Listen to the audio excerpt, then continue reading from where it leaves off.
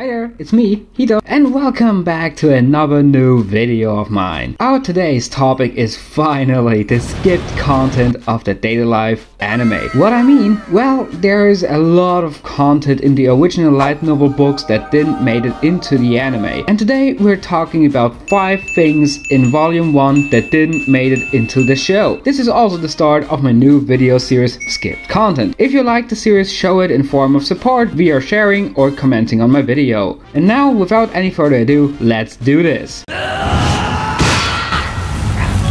Number 1.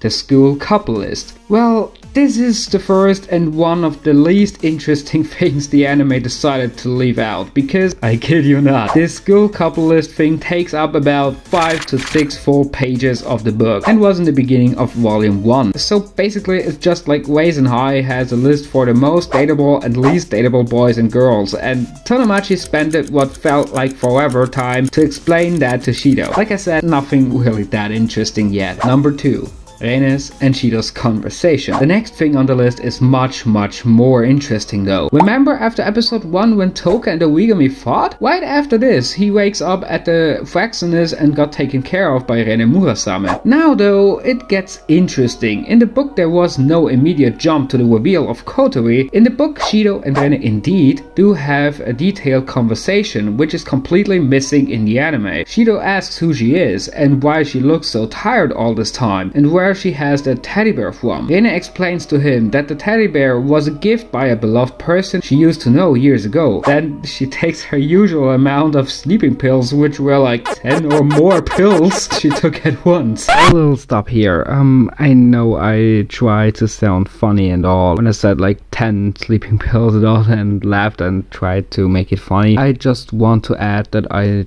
do realize the seriousness of sleeping pills and the long-lasting effects it can have on you. So please, if you do take sleeping pills, then do it with rationing and don't overdo it, okay? That's just my personal advice. And now continuing with the video. Shido shockingly asked if that's like candy to her, and here Rene explains she has to take this much since her body is already used to the medicine and that she didn't slept in over 30 years. I can see why the anime left out this convo. I mean, otherwise we had been spoiled in the first episode already of who Rene actually might be. Number 3.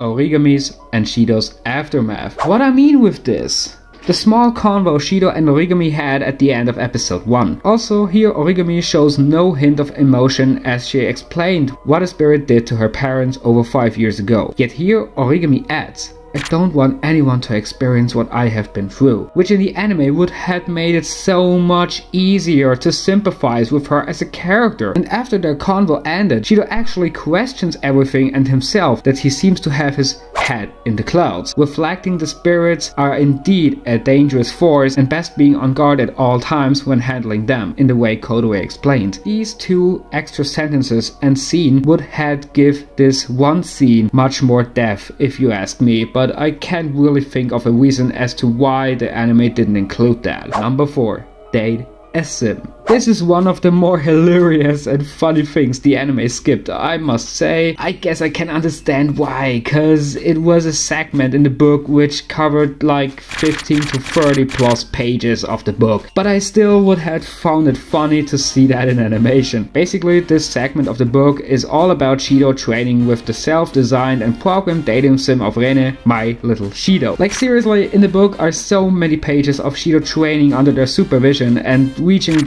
lots of different endings of the game and hitting block walls where he can't make progress and has to tactically think how to progress to reach a new ending of the game. Like, come on, Daily Life staff, you could have at least made an OVA about that. Number 5. Toka vs Origami and the AST 2.0. The 5th and final thing I cover today is the second fight between Toka and Origami. You know, when Shido got shot and died the first time? Yeah, in the anime there isn't really a big fight or anything, just Toka taking out her rage on Origami. In the book, however, it's a much longer and emotional sequence. Toka transforms and summons Sandalphon to morph it into Halvan Halef, and then it gets absolutely crazy. The AST barges in with full force, attacking Toka from all directions, trying to weaken her, but Toka Toka, fueled with rage, easily dodges every single missile and bullet the AST throws at her and cuts all the weapons of them into pieces. After that, Toka flies towards Origami, who is still shocked of what she just had done, yet there is no time to think or be shocked, because Toka charges at her with full force and the battle between Toka and Origami breaks out once again. Hell Van Helef and Origami's lightsaber clashing with unimaginable speed and force before Toka gets the upper hand, threatening to kill Origami once and for all. Man, Data Life Steph, why did you not include that? Why did you have to cut that scene? I would have loved to see that. But oh well, there's sadly nothing I can do about it. And those were the first 5 things the anime left out from the original light novel book series. I hope you liked it, and also just a reminder, if you want an explained episode about the spirit beast, type #beast under the video I show you in the screen right now. If you want to, just write me your opinion on this topic in the comments down below. Until next time!